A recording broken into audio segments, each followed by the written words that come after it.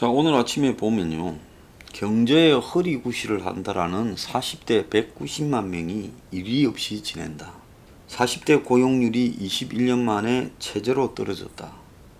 그래서 40에서 49세의 고용률이 76.9%를 기록해서 1년 사이에 1.6%가 하락했다는 겁니다.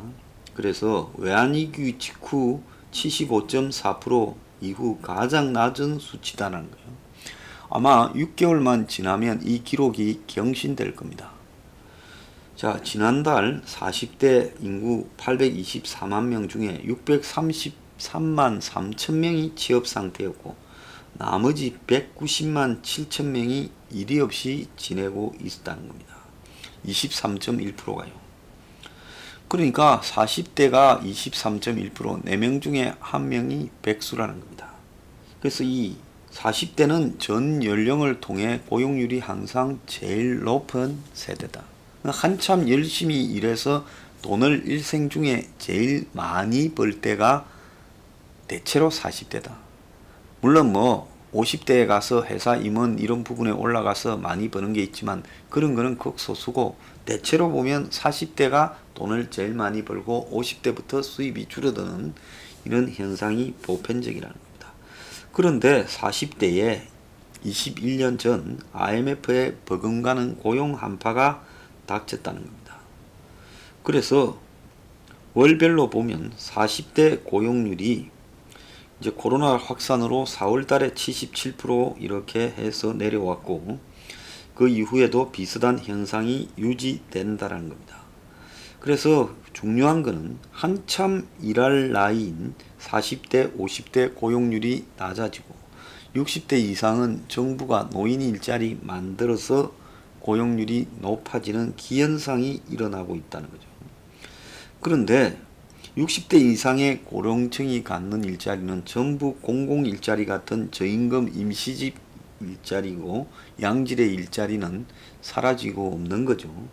그래서 민간 제조업 부분에서 40대가 일을 해야 되는데 거기에서 일하는 40대가 점점 줄어들고 있다는 겁니다.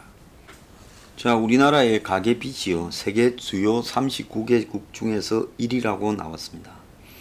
GDP 대비 가계부채, 일반 집, 가계들의 부채 비율이 GDP의 97.9%, 그러니까 GDP, 1년 GDP와 가계부채가 거의 비슷한 수준이라는 겁니다. 그 다음이 영국, 홍콩, 미국, 태국이래요. 그래서 한국이 가계부채가 97.9% GDP에 오름폭도 5.8%로 최상급이라는 겁니다. 자, 그런데 이런 부분의 원인 중에 하나가 경제의 중추 역할을 해야 되는 앞에서 말한 40대 고용률이 최저로 떨어지는 부분과 무관하지 않다는 거예요. 고용률이 떨어지니까 어떻게 하겠습니까? 이제 회사에서 취직이 안 되니까 자영업이나 뭐나 해야 되겠다고 은행에서 대출을 받아서 집 등을 담보로 잡혀서 대출을 받아서 뭘 해보겠다. 이런 부분이 가계부채의 급속한 상승의 하나의 요인이기도 하다라는 겁니다. 자, 그런데 지금 문정권이 부동산으로 갈팡질팡 난립니다. 그린벨트를 풀어서 하겠다다가 이제는 그린벨트 말이 쑥 들어갔어요. 그래서 30대의 문 지지율이 14.4%가 툭 떨어졌다는 거예요. 30대에 얼마나 떨어졌냐? 일주일 만에 지지율은 14.4가 떨어지고 부정평가는 15.5가 올랐다는 겁니다. 자, 그리고 또 여성층이 대체로 문 지지율이 남성보다 훨씬 높은데 긍정평가가 6.6% 떨어지고 부정평가가 7.5% 올랐다는 겁니다. 자, 그리고 또 이런 수치가 하나 나왔습니다. 1인당 국민 부담액이 연 1,000만 원이 넘었는데 고용보험료와 건보료가 또 오른다는 겁니다. 그래서 국민 부담률이라는 것은 세금, 또 정부에 내는 연금, 국민연금, 그리고 개인연금은 국민부담률이 아닙니다. 그리고 의료보험료 같은 이걸 다 합쳐서 국민부담률이라 그래요. 그러니까 우리가 세금 내고 우리가 의료보험, 국민연금 내는 거 이런 게 다 국민부담률인데 이게 1인당 1,000만 원이 넘어갔다는 겁니다. 자, 그럼에도 지금 고용보험기금과 건강보험고간이 비어가면서 이걸 더 올린다고 지금 정부가 지금 입장을 발표를 했습니다. 경기가 침체되면서 고용보험료 지급이 늘어나고 또 지급 대상도 선심 쓴다고 확대했죠. 그리고 코로나 등으로 지금 이 정부의 의료보험 사용료가 걷잡을 수 없이 늘어납니다. 러시아 선원들한테도 지금 2억이나 지급됐대요. 치료한다고요. 자, 이런 속에서 30, 40대가 이제서 선거 끝난 뒤에 검색어, 포탈 등의 검색어를 문재인 내려와 하는 검색어를 갖다가 지금 실검 챌린지가 어제도 이어졌다는 겁니다. 그래서 30, 40대 문재인에 쏘갔다라는 말을 지난주에 그 포탈에 검색어 조작으로 올렸는데 이제는 문재인 내려와로 어제 이 챌린지를 해서 이걸 실제로 관철시켜서 네이버 등에 4등으로 올리기도 했습니다. 그런 또 다른 한편으로 세금 때문에 우울해졌다. 서울의 58만 가구의 재산세가 30% 급등했다는 겁니다. 재산세 상한선까지 오른 가구가 문정부 3년간에 4만 명에서 58만 명. 그래서 서울 재산세 납부 대상 중에 16%가 상한선까지 갔다는 겁니다. 그래서 다주택자를 겨냥해서 올린 공시지가에 1주택자의 재산세가 엄청나게 지금 폭탄을 맞은 것이죠. 그래서 지난 토요일 날 집회를 하고 했습니다. 모여가지고 뭐 중구 예금보험공사 앞에서 그 세금 인상 등에 항의하는 집회가 있었지요. 유튜브에서 아마 누가 조직을 한 모양이에요.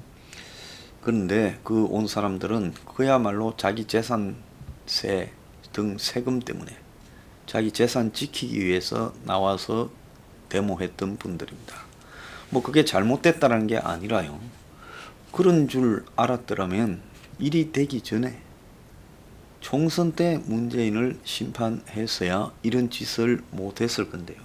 총선 때는 문재인을 밀어줬습니다. 총선 때 수도권에서 문재인을 밀었죠. 수도권 빼고 나머지 지역은 평소에 뭐 여야당 차이와 크게 차이가 안 나요. 수도권에서 결정적인 차이를 냈고 그 차이만큼 진 거죠. 그러지 않습니까? 총선에서 수도권 전체를 보면 민주당이 54% 득표율로 의석의 85%를 가져갔습니다. 통합당은 41%를 얻고요. 의석의 13%를 가져갔습니다.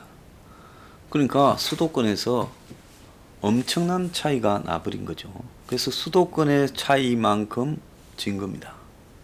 그러지 않습니까? 자, 그런데 수도권에서 이렇게 문을 밀어준 사람들 누굴까요?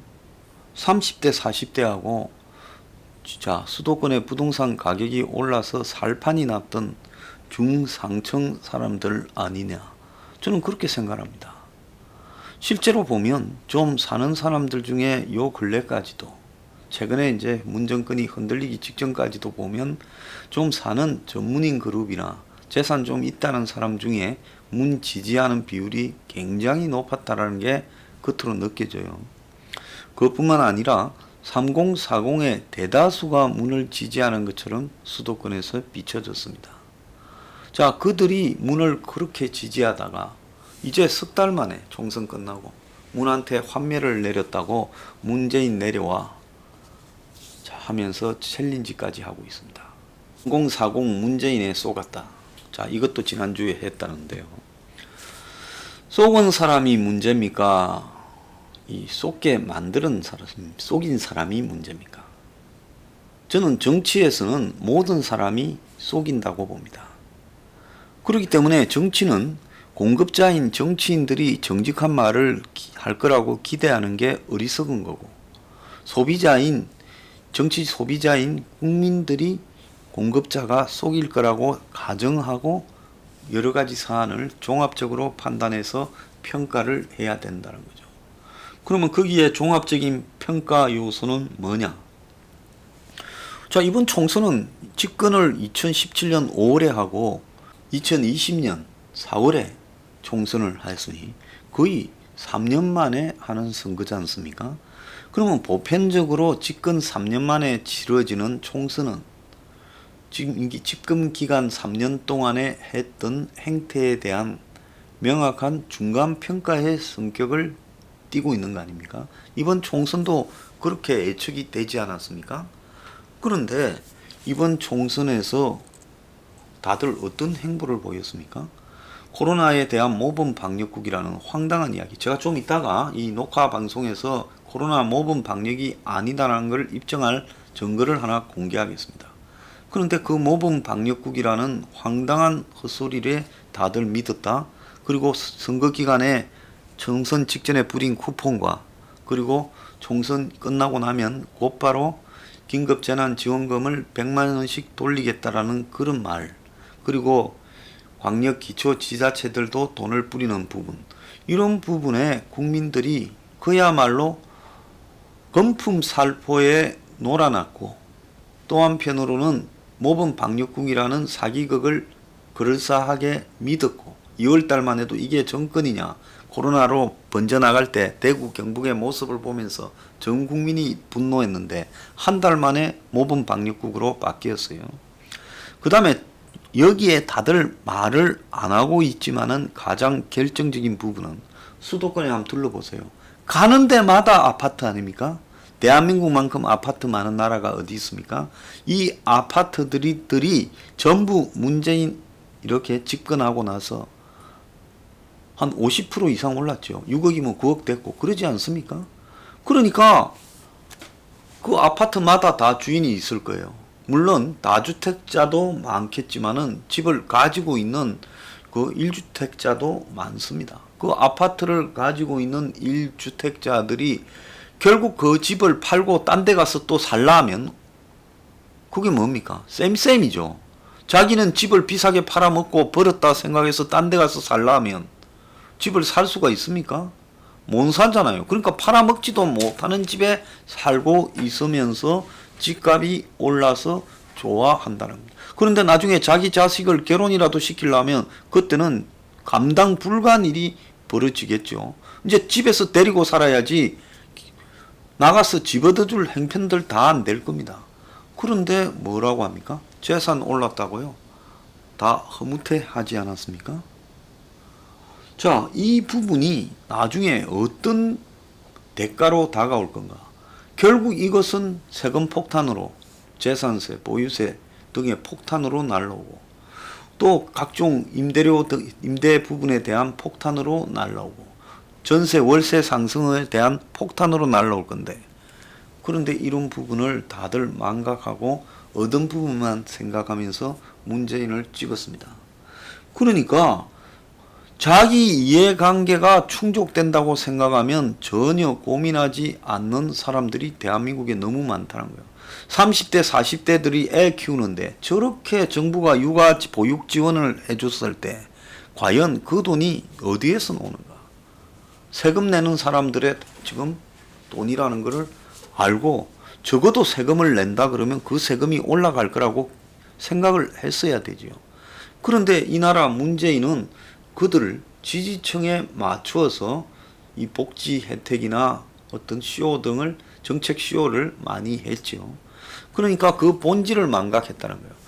정부가 퍼다가 주는 부분은 결국은 내가 낸 게 될 거다라고 연결을 했더라면 중상층이 배신당했다 주장하고 또 3040이 문재인 내려와라고 이야기하는 이런 사태가 지금 벌어지는 게 아니라 총선 때 심판에서 끝을 내서야 된다는 겁니다. 그런데 총선 때는 밀어주고 석 달 만에 배신당했다고 주장하면 이건 국민들이 변태인 겁니다. 좀 그렇게 생각하지 않습니까?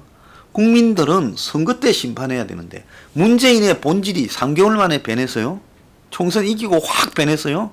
선한 양 같은 목자 문재인이 선거에 이기고 나니까 3개월 만에 늑대가 된 겁니까? 아니면 선거 전에도 늑대였습니까? 무는 선거 전에도 늑대였고요. 집권하자마자부터 늑대였습니다. 그런데 3년이나 겪어보고도 넉대를 양이라고 표를 몰아줬지 않습니까? 그 표 몰아준 데는 아이고 문재인이 주식도 올리고 부동산도 올리고 살만하다라고 생각한 부분이 수도권에서 핵심적 이유고요. 그 다음에 두 번째는 돈을 막 펑펑 써서 나눠주고 그 다음에 복지 혜택도 주고 하는 부분이 좋아서 했을 거라고 봅니다. 그리고 세 번째는 그걸 애써 핑계거리를 만들려고 하다 보니까 그 핑계로 등장한 게 뭐냐? 꼭 이 문의 K방역, 코로나 모분국을 그건 핑계로 갖다 댄 거예요. 국민들 스스로가 문을 지지할 건덕지가 없는데 자신들의 이해관계 때문에 차마 내 돈 이해관계 때문에 문을 지지한다라고 말을 못하니까 핑계거리로 코로나 모범 방역국 능력자 문이라는 걸 한 겁니다. 그래서 이렇게 해서 밀어줬다가 이제 와가지고 내 손가락을 자르고 싶다 이런 식으로 말을 하면서 문을 공격해봤자 이게 무슨 소용이 있겠냐는 겁니다. 이미 문의 본질은 개혁적이지도 않고 그리고 이 기득권 지향이고 또 공정하지도 않고 불의하고 또 그 밑에 일하는 사람들이 다 조국처럼 노영민이처럼 저런 수준의 이 위선적 삶의 행태를 가지고 있다라는 걸 조국 사태 때 보고도 그걸 또 까마득히 망각한 척하고 문을 지지한 겁니다. 자, 그렇다면 결국 총선 때 지재산 좀 올라가는 것 같으니까 밀어주고 이제 지재산이 줄어드는 일이 발생하고 세금이 늘고 하니까 결국 경제적 타격이 되니까 이제 문을 공격한다. 자, 이 석 달 만에 이렇게 변하는 국민의 중상층과 특히 3040 변태스러운 행동이 앞으로 이 국가에 얼마나 큰 영향을 미치겠는가. 이게 문의 잘못이냐 중상층 3040을 비롯한 국민들의 잘못이냐 이 부분에 대해서요 전부 반성을 해야 된다고 저는 생각합니다. 국민은 항상 옳고 정치인만 틀렸다는 게 아니라 국민이 틀렸으니까 정치인이 더 틀린 짓거리를 한다라는 것을 알아야 된다는 겁니다. 그래서 국민은 무슨 위대하다 개뿔 같은 소리 하지 마십시오. 이 나라 국민의 수준이 발바닥이니 나라 정치가 이런 꼴이 돼가는 겁니다.